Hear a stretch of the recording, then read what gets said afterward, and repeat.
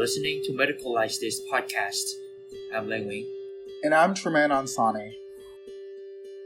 In the realm of healthcare, there is an unspoken truth that patients who enter the hospital bring with them unique stories of their illnesses.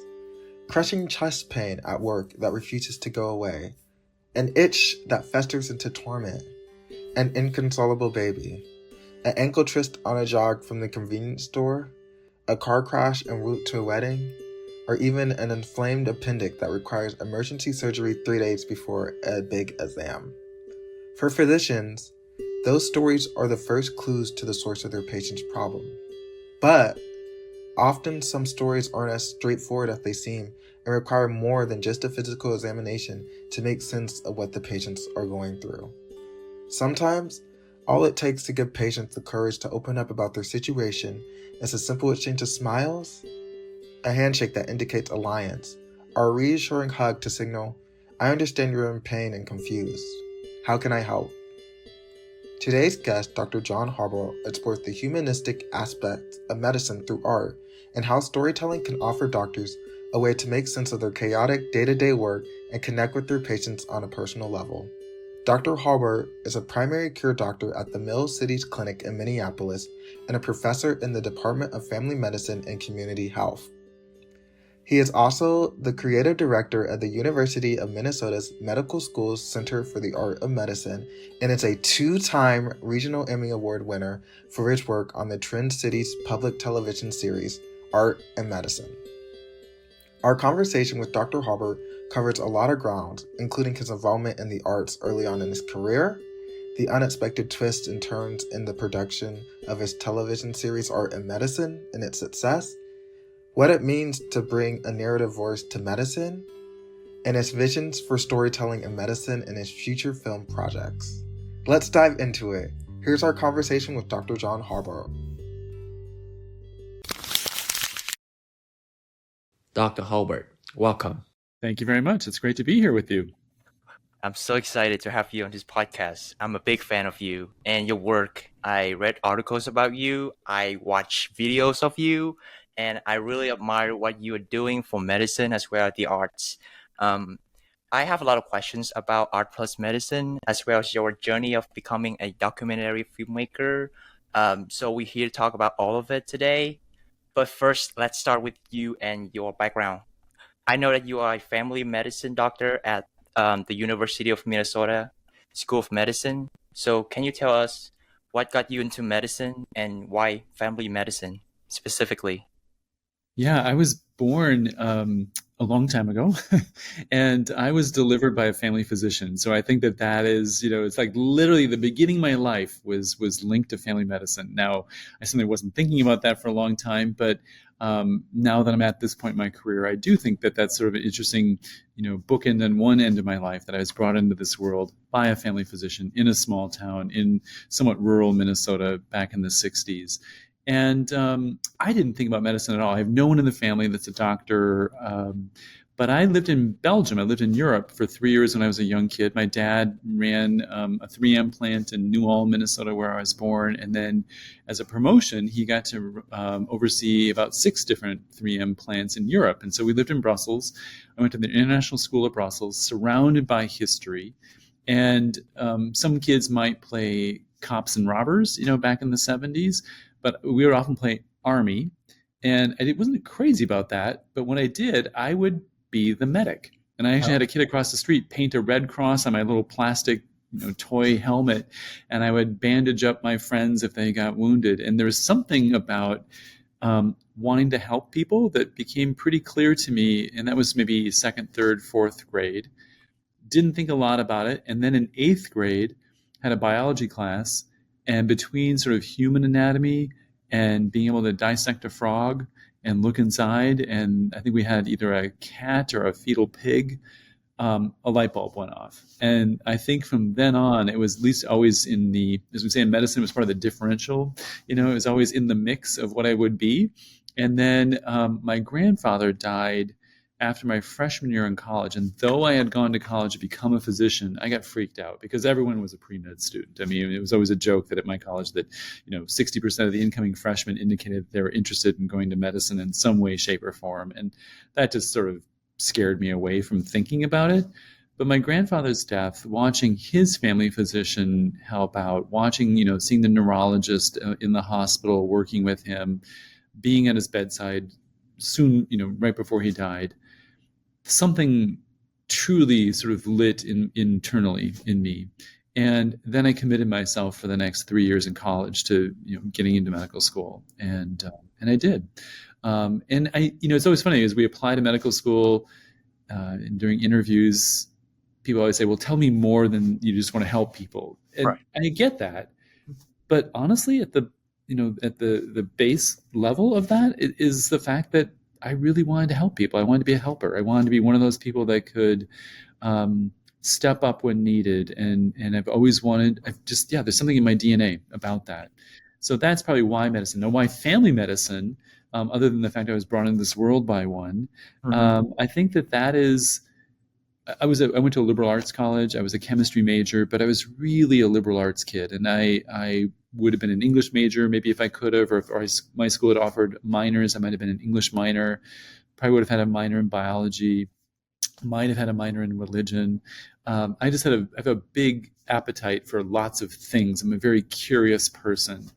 I'm also, at my core, 100% a generalist. There's no PhD quality about me. There's nothing that I want to know a ton about at a very deep level. I'd like to know something about everything in a way. And so I often tell people that family medicine is absolutely the liberal arts approach to medicine. And so if people like relationship-based care, you want to get to know your patients over the years. I mean, this is now my 28th year of practice, so really 31st year, including residency. And I've got some patients in my practice who are 30 years old. I mean, there's a couple of folks I see that I delivered as babies, and I still see them, even though I'm not in a small town and I don't do hospital work and I'm not delivering babies anymore. But even in my practice, I think that their age range is probably, 4 on the young end. And I actually have a centenarian. I have someone who's 100 years old in my practice. I have a 96-year lifespan in my practice. And it's pretty cool. And many people I've known literally for decades. And I know I know their stories. I know what makes them tick. So that, that's, and when I went to medical school, I don't know. I just knew from the get-go that I think family medicine was it. So I had some wonderful mentors and people that helped nudge me that direction. But, and I often talk about med students being pluripotent stem cells. Like you kind of enter med school, you're a stem cell waiting to be acted upon by all these various forces to turn you before you differentiate. And I was already kind of differentiating a little bit before I came in. And then I think I just knew 100% that when I was going through different rotations, that there was nothing that was pulling me away, that I wanted to be a family physician. Wow, which is so good. It was so great. Your story.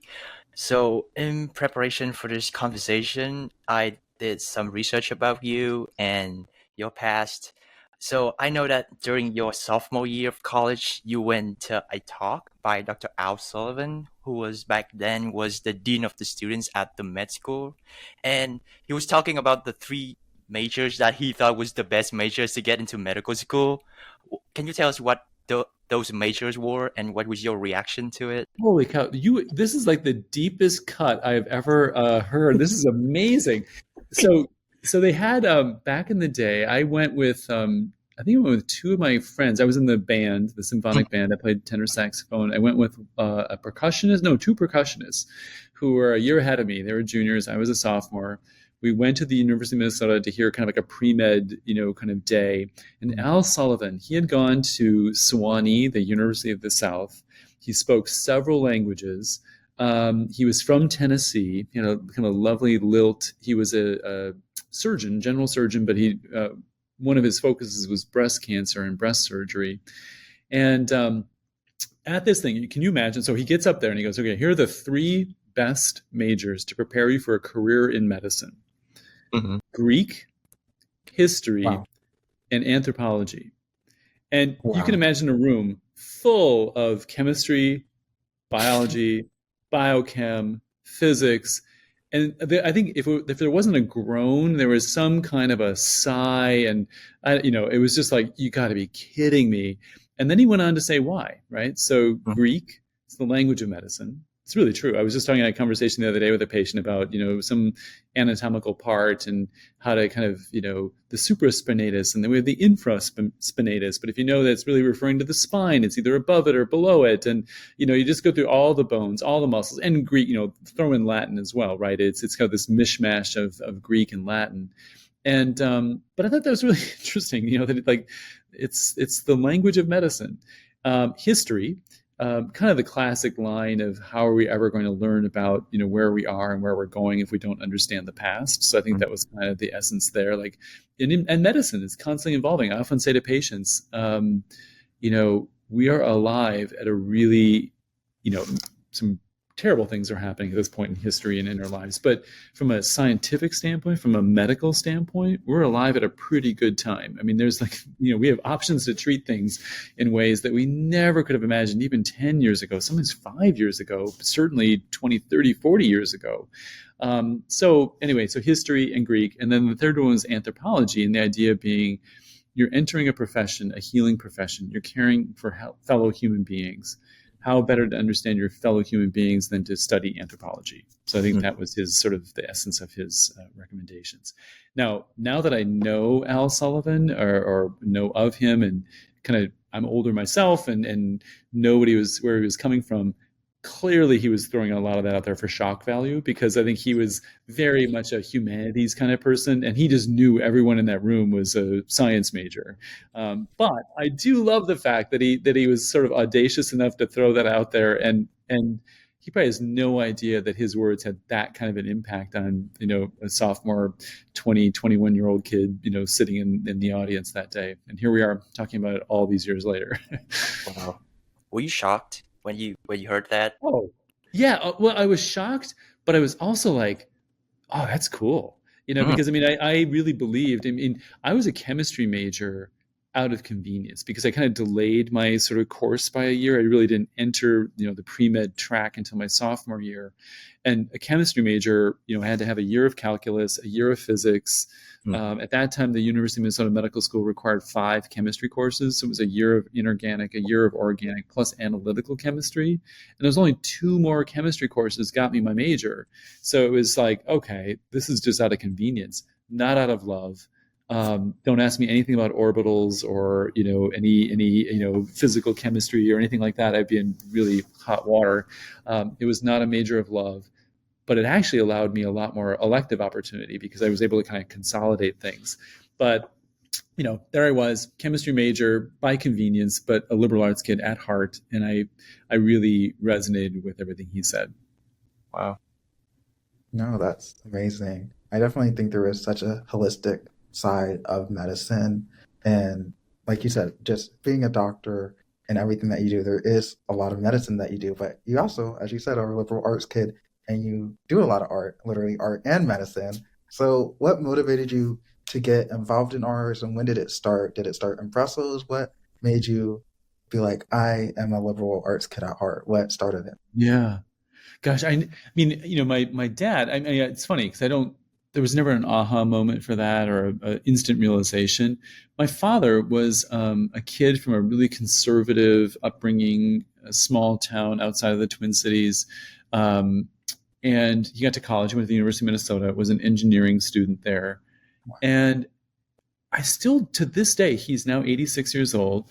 I don't know where the creative spark came in him. It's just sort of this innate thing. But as long as I can remember my dad, he's been involved in the arts. We have these paintings that he did. He dabbled in painting, sponge painting, kind of copying some modern painters at one point. Then he got into string art, total 1970s kind of thing. We still have a lot of the things that he created then. Then he became a leaded glass or stained glass maker, and I've got 2 of his windows in our house right now, and they're around. And then at age 75, he became a master wood turner.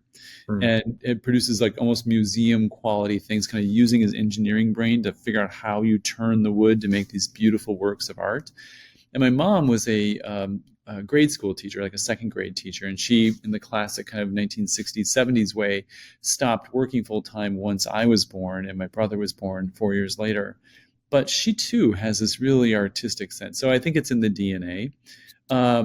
But had anyone ever told me that at some point you could somehow combine medicine, which I think most people think is being pretty scientific, and art, I would have said, I don't get that. What do you mean? I mean, how is that possible? And then I think of the expression, the art and science of medicine. And obviously, the art of medicine doesn't refer to literal art. It's not talking about painting or writing or anything like that.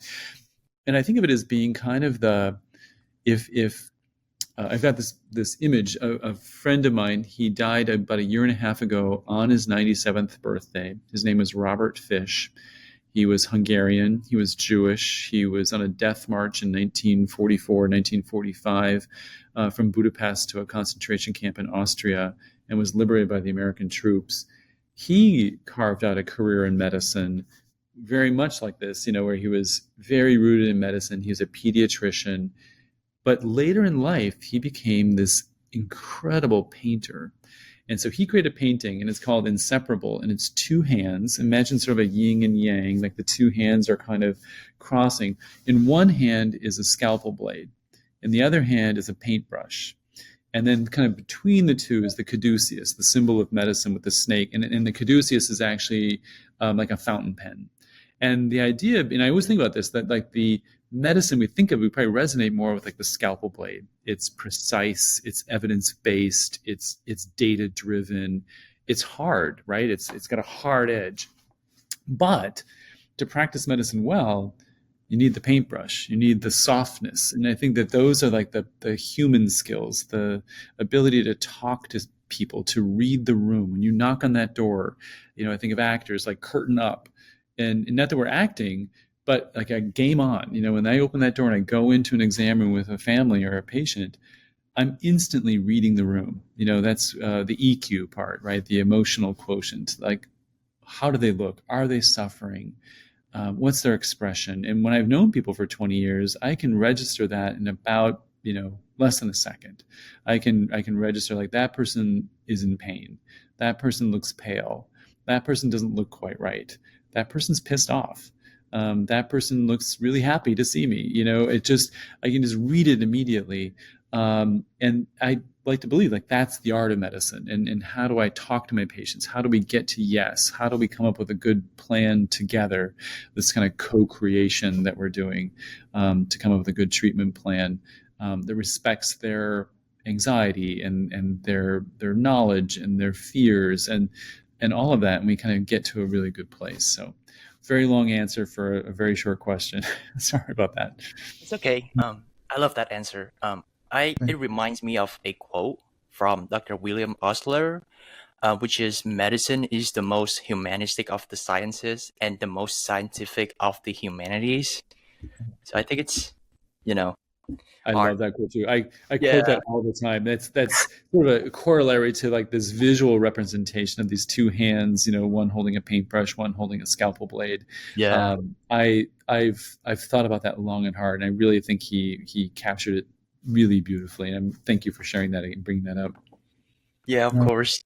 I completely agree. I can say it reminded me of the quote that you guys said in Art and Medicine, that like the greatest medicine and research in the world isn't the best if it's not delivered the best care. Like you have to have the humanity, you have to understand the person, the patient's perspective and everything to truly understand what is best for them. So you can't have the best of the science if you don't have the best of the humanity of medicine. I completely agree.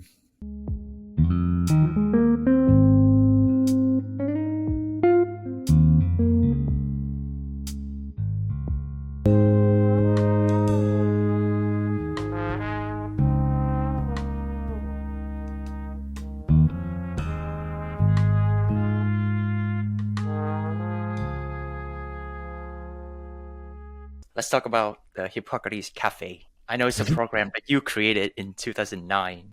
So can you tell us about what it is and what your initial goals when you created this program? Absolutely. So I'm talking to both of you from my clinic that is a University of Minnesota primary care clinic. It's called the Mill City Clinic, referring to the mill industry that sort of gave Minneapolis its modern birth right by the Mississippi River. Pillsbury, Gold Medal Flour, General Mills, all based here, harnessing the river to grind the wheat. So as I sit here, we opened this clinic in 2008, and we had the 1-year anniversary, of course, the next year in 2009. And I wanted to do something to kind of celebrate the opening of the clinic. And the clinic was meant to be about 8,000 square feet. And it was opening in 2008, right as the recession was hitting. And so the powers that be got really nervous about investing in that much space in kind of a new idea, a new concept. So we only built out about half of the clinic. So that meant that I had a giant room that was 4,000 square feet in size, sort of just sitting there.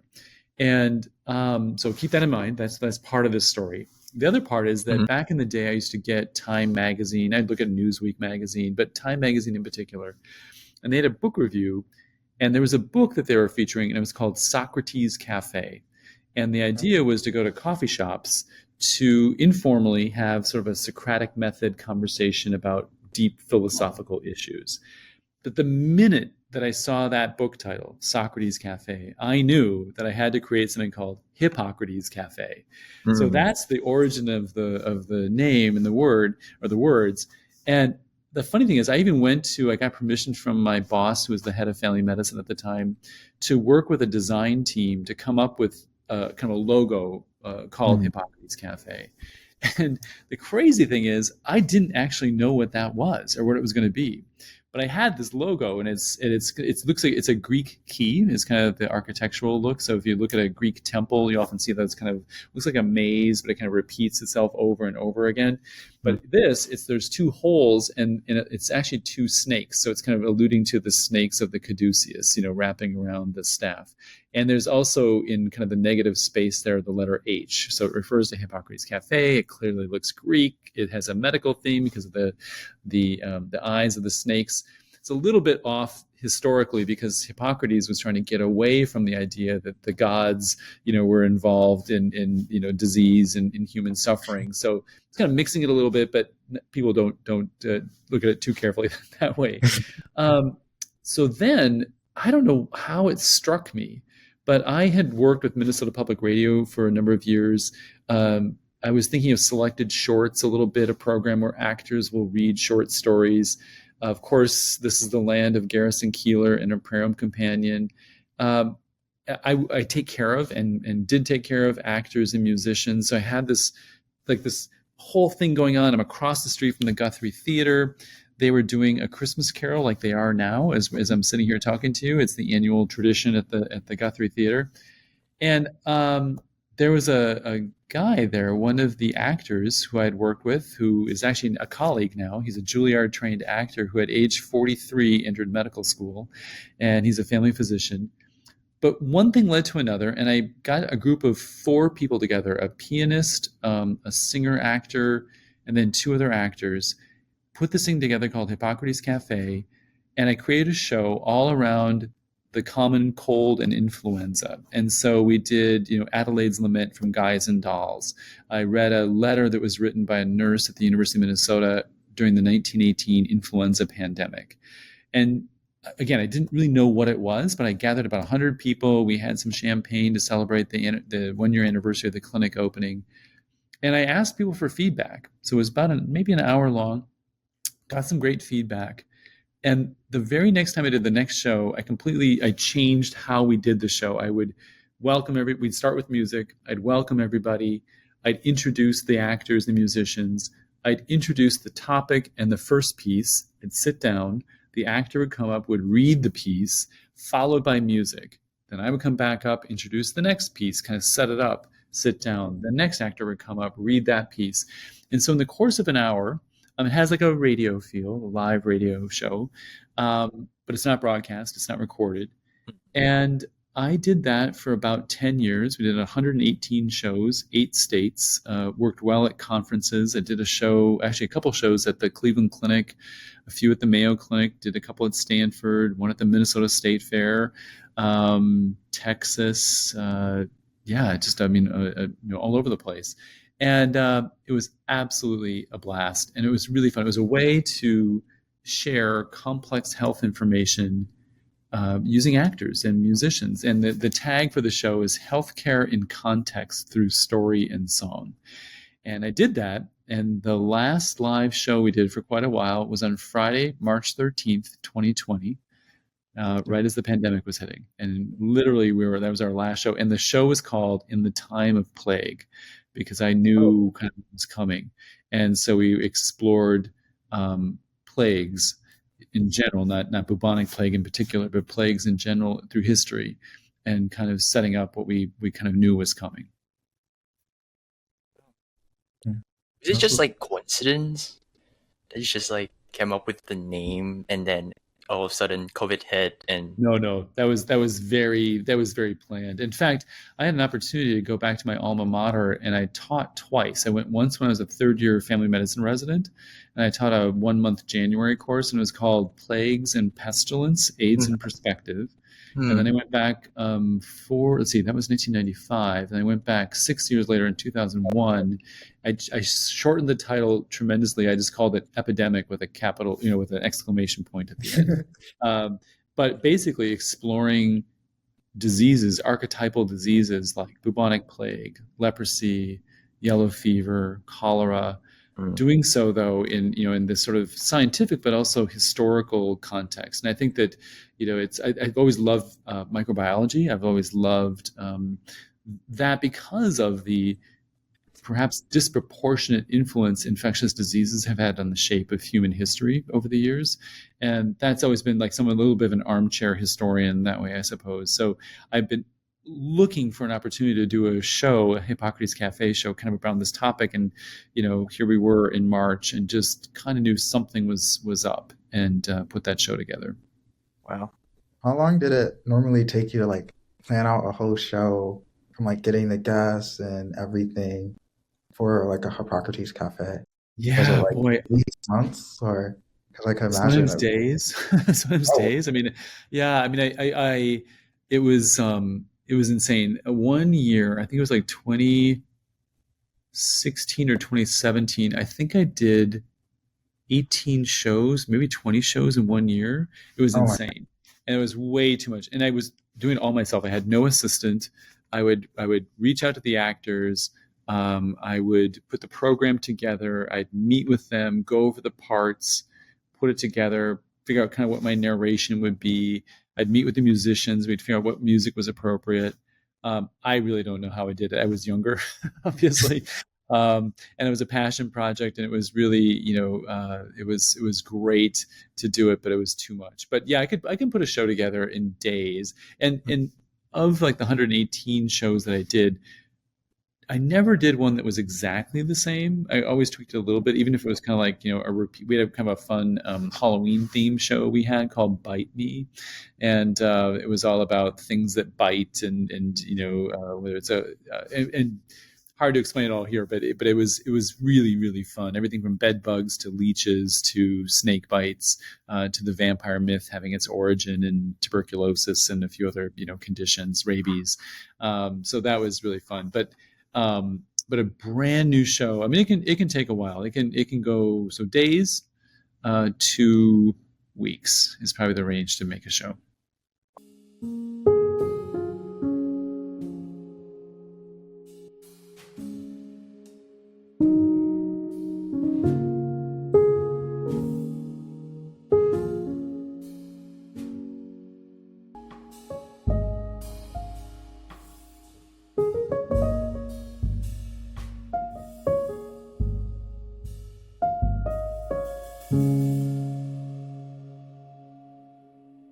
Let's talk about art plus medicine. So when COVID hit, Hippocrates Cafe had to, be shut down, but you still found a way to bring the art performance to even more people. You create art plus medicine, and it's a 4-part series, and I'm pretty sure that the final part of the series was just released this year in October. So congratulations on that. Thank you. And second, Tremaine and I, as well as those who care about art plus medicine, would love to know everything about the backstory of art plus medicine and your role in the series. So I think it's a good moment to, talk about how you came up with the ideas for each episode and talk about the production process in general? Sure. So so it's a perfect segue out of what happened. So Hippocrates Cafe as a live show came to a crashing halt on that Friday in March of 2020. And pretty quickly, about this time, a little bit before that, the dean of our medical school and a colleague that I knew quite well, who was the director of all our research efforts, had approached me about trying to create some kind of a center for the medical school to be sort of a center for art and medicine and humanities. And so we created this Center for the Art of Medicine. But that was like the timing couldn't have been worse because we had just sort of created it at a really loose structure, and then the pandemic hit. But the dean was really concerned, as everyone was, about the well-being of all of us. But in his case, he was in particular, very concerned about the well-being of learners and frontline workers in particular. So they asked me, is there anything we could do, way we could kind of harness the arts to buoy the spirits of frontline people? And I had done one of my live Hippocrates Cafe shows, and I got to think about the name of it. I think it was a celebration of life. It was for a group at a church in Minneapolis that was exploring end-of-life issues. And one person came up to me at the end of that show and said, have you ever thought about like filming one of these shows, like really filming it and have it done well? Because it just there were not a ton of people in the audience, but it was a really high value, really powerful show. And I said, well, yes, but I don't have the infrastructure or the time to even be thinking about that, but thank you. But I tucked that away. And this person who said that, it was actually a big donor to the medical school. And anyway, I reached out to the dean. I said, hey, I think I got an idea. Could I reach out to a colleague of mine at Twin Cities Public Television? So it's TPT PBS. And it turns out she was a college classmate of mine, and she's the president and CEO. And I said, hey, I've got this crazy idea. What do you think about turning one of these Hippocrates Cafe shows into a televised show? And she said, sounds great. Let me put you in touch with some people. Of course, we're all meeting on Zoom. I had the Zoom meeting. And that was probably in May. And by the end of June, I think we had filmed our first show pretty much,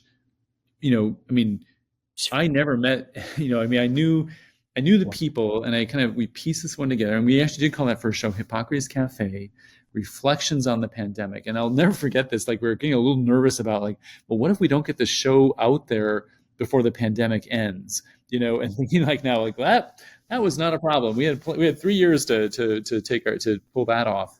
But anyway, it had a little bit of a sense of urgency, and in it we were able to reflect a lot of what was happening. We reflected on the fact that our Asian friends and colleagues were being targeted by some people because it seemed to originate in China. And so we really addressed that. We opened right away with a friend of ours, Gao Hong, playing the pipa, a Chinese traditional instrument, as a way of acknowledging that. And then a South Korean poet who wrote a poem about Asian hate. And then we had a Hmong woman talk about what the pandemic was doing with her children. And the thing that was so incredibly revelatory, a few things. One is how the heck did we pull it off as fast as we did? And that show, I will probably be the most proud of that. I think that was maybe the most beautiful artistic thing I've ever worked on. And it was really me and a producer that they assigned me to at Twin Cities Public Television, Brittany Shrimpton, who just has this incredible gift of working with people, shooting the scenes beautifully, editing them beautifully. And that show, by the way, went on to win a regional Emmy award, a Upper Midwest regional Emmy, which I'm really proud of. And it got picked up for national distribution. And the success of that show then kind of greenlit this idea of let's do 3 more. And before I get to those, just to say that the really astonishing revelatory thing was this. When I did the live shows, I could have maybe 5 people on stage, maybe 6. So it'd be me as the host, 2 actors and 2 musicians, maybe a 3rd musician who is an actor, singer. But there's only so much diversity that I can put on stage when there's 5 or 6 people. this show, I think if we looked at all of the people who made an appearance in one way, shape, or form, I think we had like 60 people, and over half were folks of color. So we were able to diversify the audience, the participants in such a really amazing way. And that was really important for us. And we have, there's a Native American piece, there's African American storyteller, the list goes on of all the folks that we were able to kind of bring to the show. And that was, I think, one of the things I'm most proud of was just the ability to have more people in the show and on screen. So when we came up with we got the green light to produce more, and we weren't really thinking at first that this would be like a mini series or a series, but that's kind of what it turned into.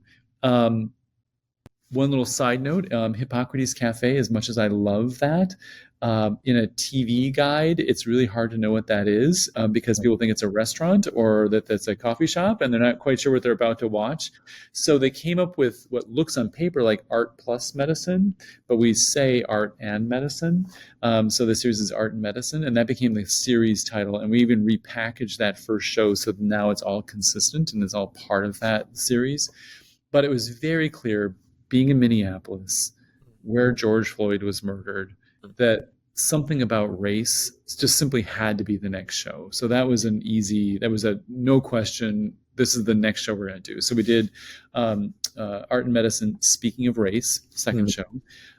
That also went on to get a regional Emmy Award. We got that a year ago in October. Then the third show we wanted to do on aging, and part of that was because my boss is a geriatrician, and he had been past president of the American Geriatric Society.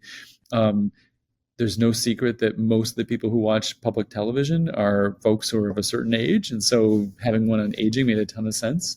That one's particularly fun for me because my parents got to be in the montage section of the show, so both of my parents were in there.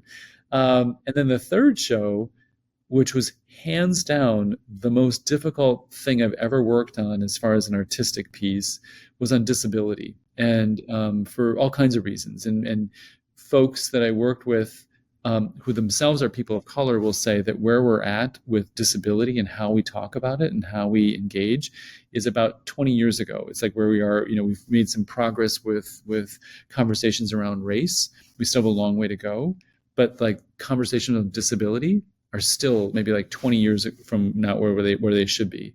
And that's the first show that I'm not a co-host in.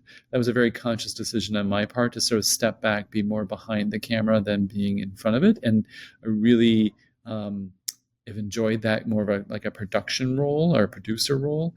And I have a feeling that might be kind of where my passion lies going into the future a bit more. But all four now have been picked up for national distribution through American Public Television. The Speaking of Race show is fun because I have the stats on that. That was shown in 43 of the 50 states. It was shown in 19 of the top 20 TV markets. We created some educational content around that's been used in junior highs and high schools, and I think it's over like 14 states now. And it's the great thing is, not just the top 20 TV markets, but it was shown in Huntsville, Alabama, and Little Rock, Arkansas, and Pensacola, Florida. And I just love the fact that show was seen all over the country, and that we're talking about medicine. I'm a physician. I see patients one-to-one. I think of that as sort of as micro medicine. It's how I do things. It's one-on-one. But I love the ability to kind of put on a different hat and to reach more people. And that has kind of a public health quality to it. I think a lot of us have that dual, not just aspiration, but almost dual duty to do something, that's patient by patient. But then what can we do that can influence, more people and broader audiences? And certainly creating some content like that is a way that we can do that.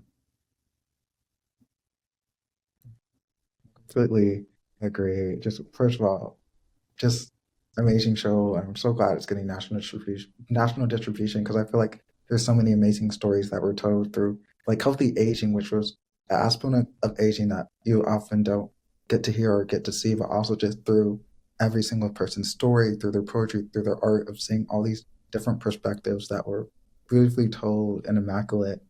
Did you feel that, like, just due to the pandemic and everything, like how hard was it to get all these artists to do these performances and do the like interviews and everything? Was it really difficult? Was it people initially, like when you had your first episode, they were like unsure of everything, or was it more so like very easy, or just even like people speaking out like about their feelings with like all the Asian American hate and discrimination? Like, how was the process of getting everyone to have these interviews and performances? What was Yeah. what, So each show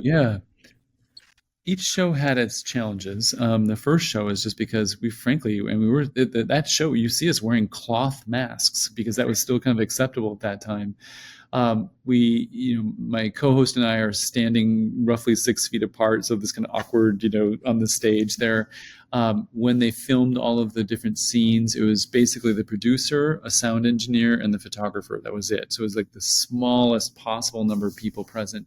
We did a virtual string quartet. We didn't even have the quartet together. They were like in different locations and then kind of syncing it together so it looked like they were playing as one, which ultimately they were.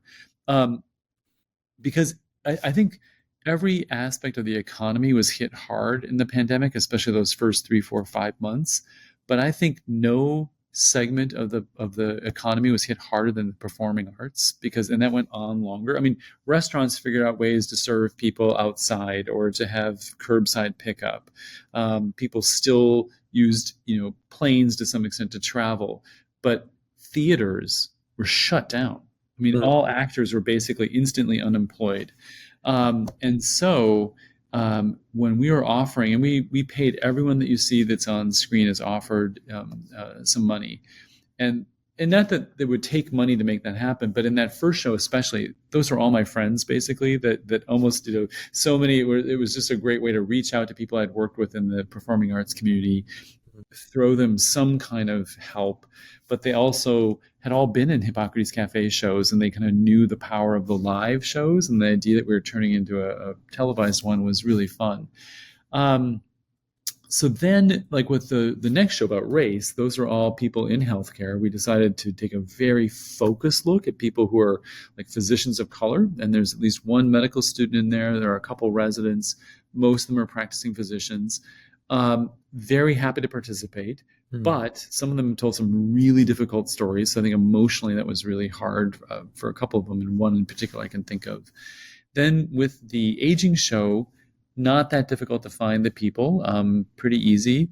The disability show was much, much more challenging. People we reached out to, a couple of people just ultimately decided not to participate.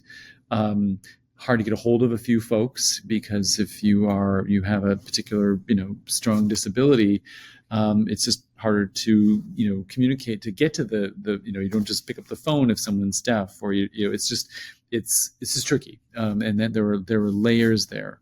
But generally speaking, I mean, people, Twin Cities Public Television, the University of Minnesota Medical School, we've got pretty strong foundational, reputational places that you can trust. And even that being said, I mean, my gosh, even in production, post-production, the editing process, there were times it was really tricky to navigate things just because we're trying to do it so right. And once it's done, it's locked in. I can pivot if I'm doing something live a little bit and read the room and change what I'm going to say. But once it's out there, you can't really change it. So we really had to do our homework and really work at that in a very, intentional way. But thankfully, people were really, really anxious to work with us. Wow. I'm curious. So how did you balance all of that with your practice and a lot of, being in charge of the production of such a, gorgeous show? And I'm pretty sure that, there are tons of you have to like navigate to put together the shows, and, so Yeah. how did you be able, how will you be able to balance taking care of patient and then directing the show, the series? Even your personal life and balancing all of it. To be very clear, my work was mostly up front.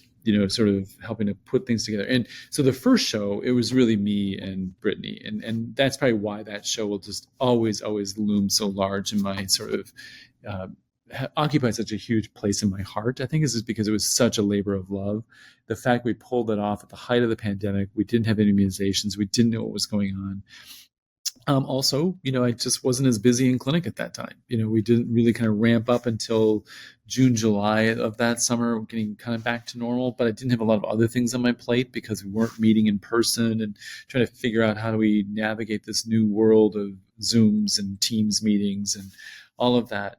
So, but we realized very quickly with the next 3 shows, we had a curatorial team to help put the pieces together. So, and that was really helpful, essential, and really informative. Then, once the show gets going, I mean, Brittany and her team are amazing. I mean, it's just they kind of quietly go about the business. We're not necessarily on set. I did go to the set on the aging show to take some photographs as it kind of wrapped, and wanted to be there to thank everybody as the production wrapped. But yeah, so that part wasn't that difficult to navigate. I'm in clinic physically. I'm here in clinic 5 days a week. I see patients in clinic Monday through Thursday, but half day chunks. The rest of my time is, I do so much with Epic and even at home, sadly, but because it just never ever stops. So that's a constant. And I have some administrative duties and other things that I do. So I've been very lucky. I've got a very balanced life. It can be a little busy at times, a little crazy at times, but by and large, at this point in my career, it's been nicely balanced. It feels really good. But I just want to be very clear that, you very kindly introduced me as a filmmaker. I'm not sure I can quite use that term myself. I'm probably more of a producer. I want to have credit go where credit is due. And I totally have, this is an adult fantasy of mine, is to work on films, to sort of help make these things happen. It's like, pinch myself that I've had an opportunity to do so. But I'm also careful to realize that I'm probably much more in the kind of film nomenclature, more of a producer than the actual filmmaker. Brittany Shrimpton is absolutely hands down the genius behind all 4 of the shows. And that's been one of the great gifts of my life, is to be able to work with her, because she's an incredible talent.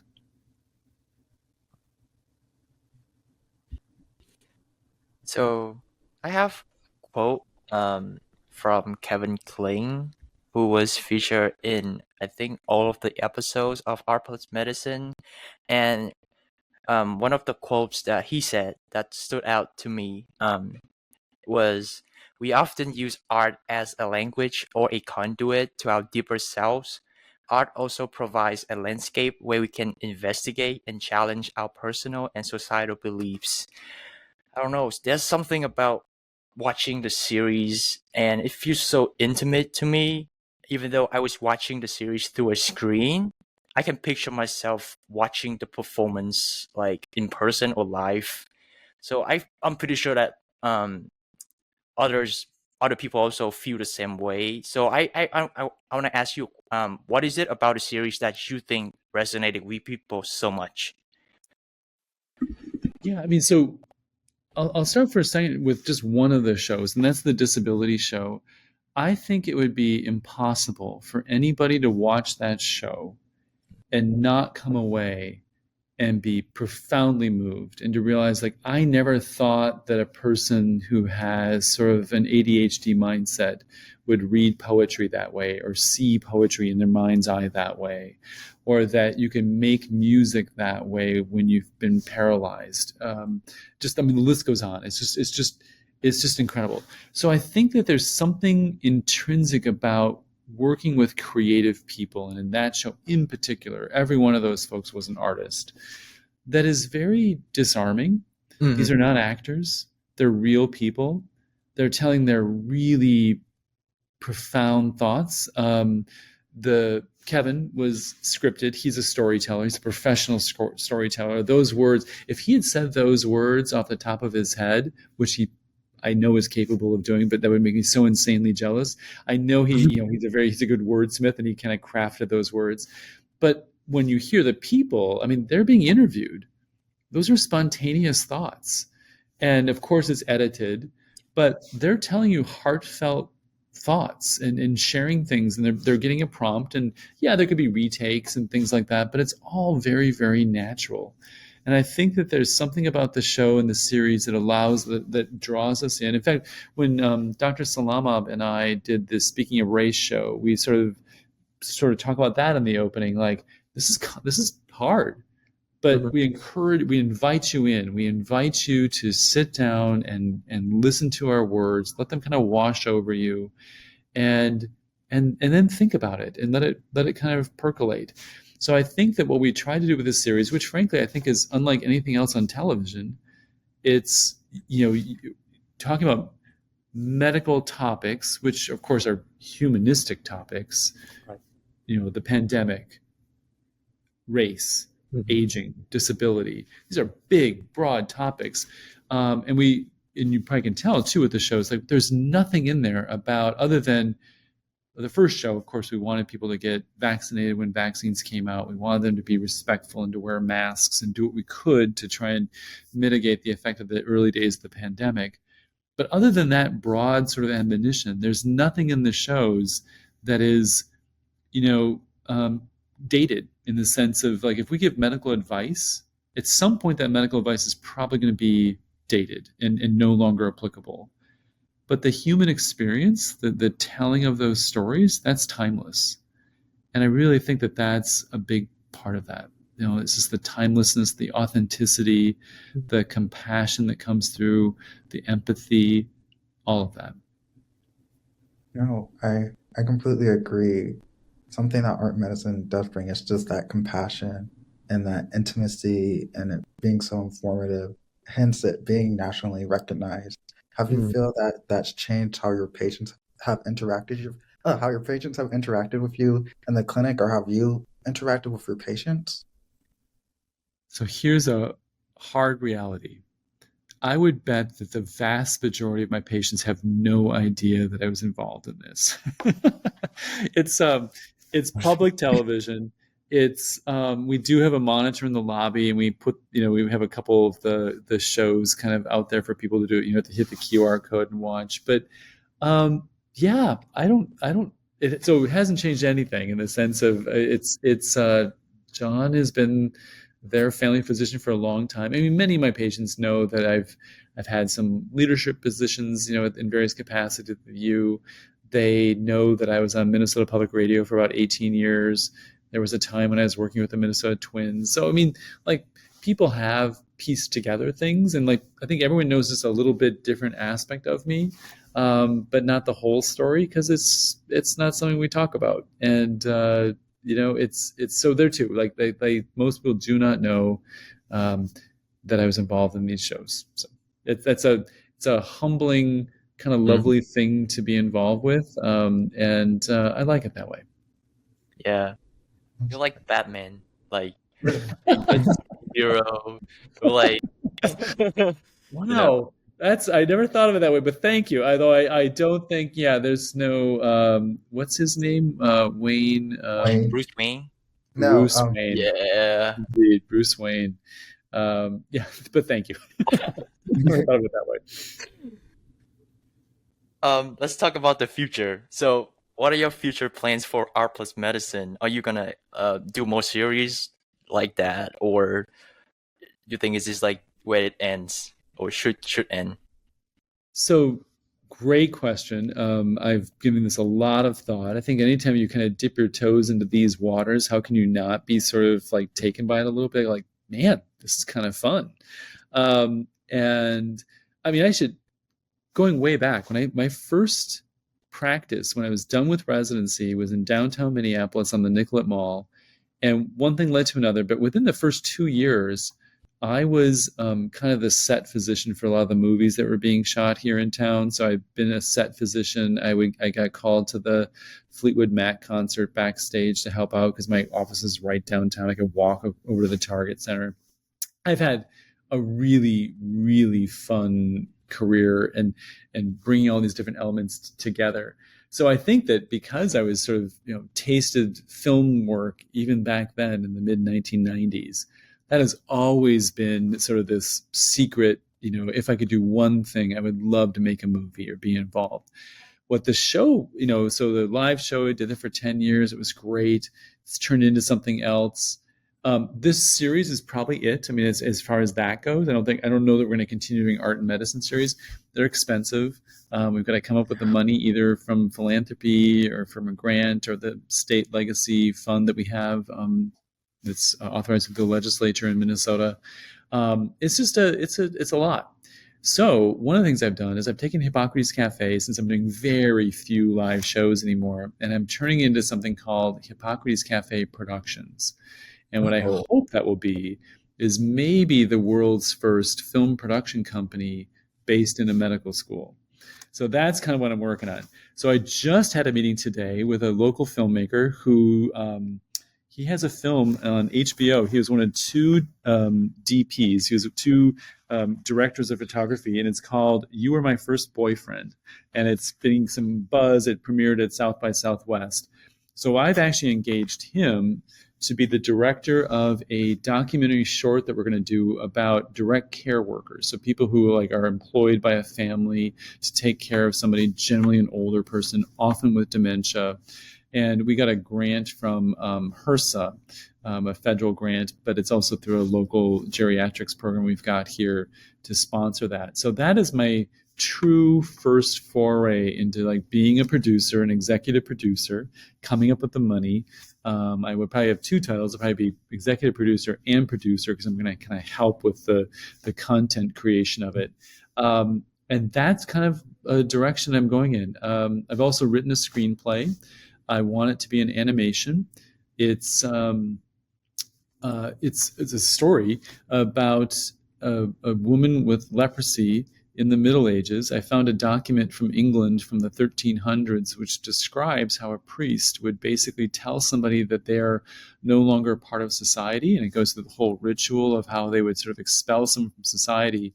But it's in such a way that it's going to end where it becomes instantly modern, and it's who are the lepers of society today? Not referring to literal leprosy or Hansen's disease as it's known, but kind of who have become societal lepers, and kind of making that connection and making that leap. Because in so many ways, people are still kind of ostracized from mainstream society, and they're on their own. And I want to make that really, really clear. So that's in the offing. I've got to come up with the funding for that. But yeah, one film in production, or in pre-production, I should say. It'd be a documentary short.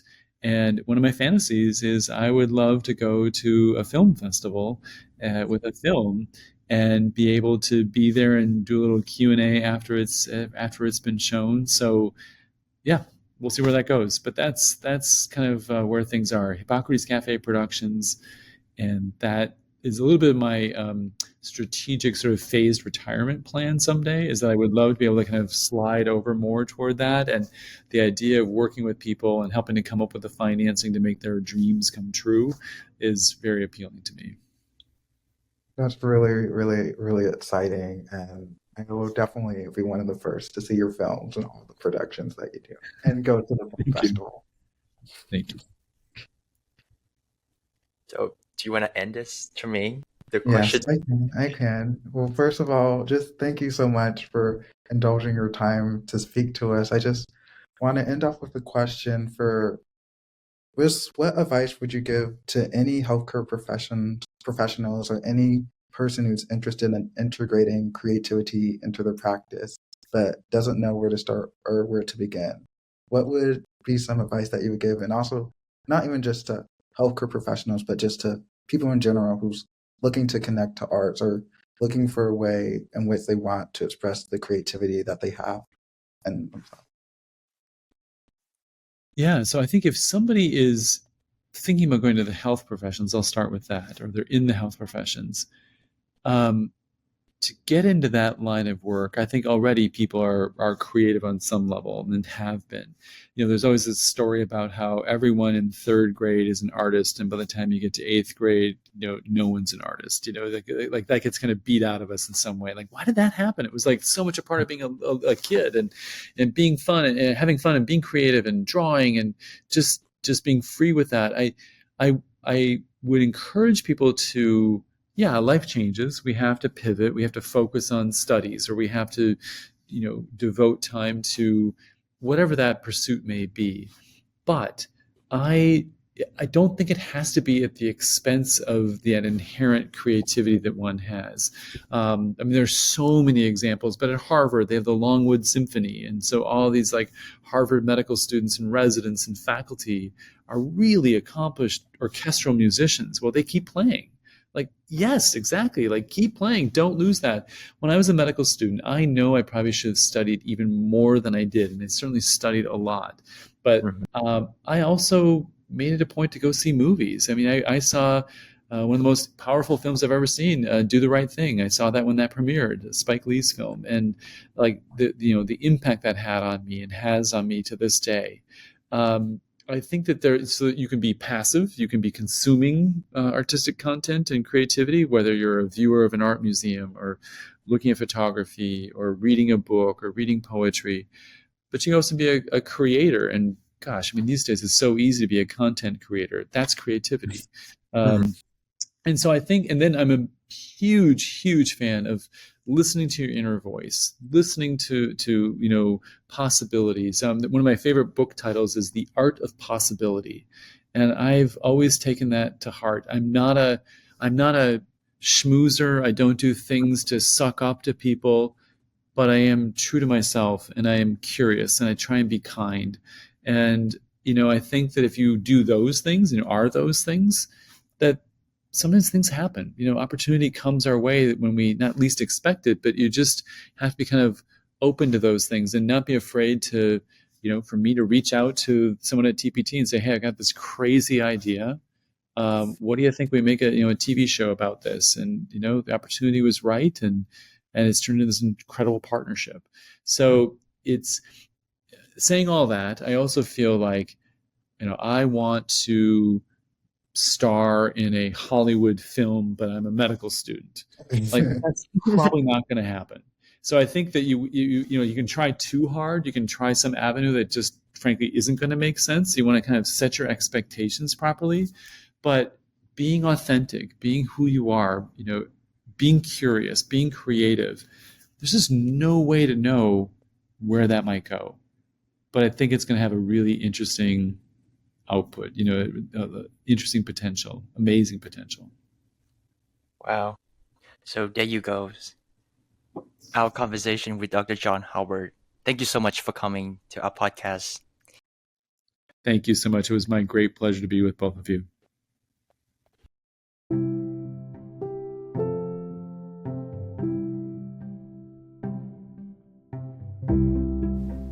Thanks for listening. This episode of Medicalize This was produced by me, Lê Nguyen, and Jermaine Ansani. Special thanks to Kayla Wong, our editor-in-chief, for giving this episode the best shape possible. Our original theme music and additional music come from Blue Dot Sessions. If you enjoy the show, please help others find us by telling your friends about us, posting our episodes on social media, or leaving us a review and rating on your favorite podcast app. I'm your host, Lê. See you next time.